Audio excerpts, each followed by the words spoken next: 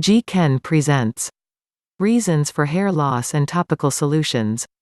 But before we get started, subscribe to our channel, click the bell icon to be notified whenever we publish a new video. Preventing hair loss may seem to be an overwhelming and impossible task. Many people perceive this problem to be one of the natural consequences of aging, but for those who suffer hair loss early in life this doesn't ring true. They naturally ask, why me? Thinning and receding hair can be a natural part of growing older, but aging, as defined by our living years, is not the only cause. Although we cannot, so far, stop the aging process, there are many other contributing factors over which we do have some degree of control. Human aging is not linear, and number 2 people physically age at the same rate. We all know someone who is physically much older or younger than their calendar years.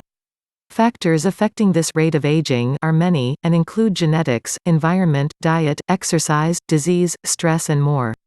Some of these are beyond our control or are difficult to modify, however, there are some we can greatly influence by our personal actions.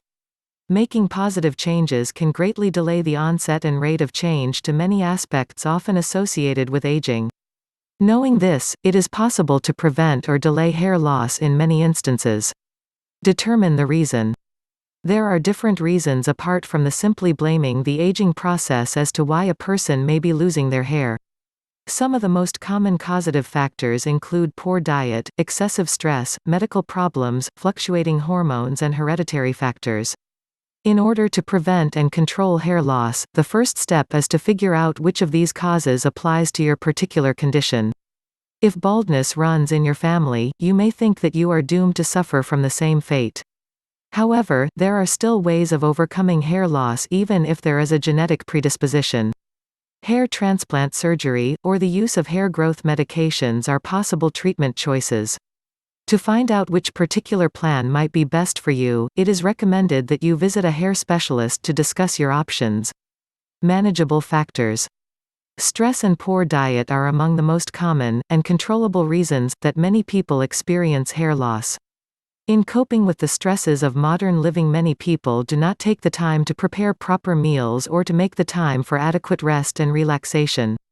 If these factors are those contributing to your hair loss, it is your body's way of signaling that some much-needed lifestyle changes are necessary.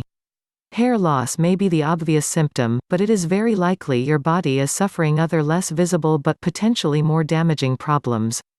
Hair loss is possibly the visible tip of the iceberg.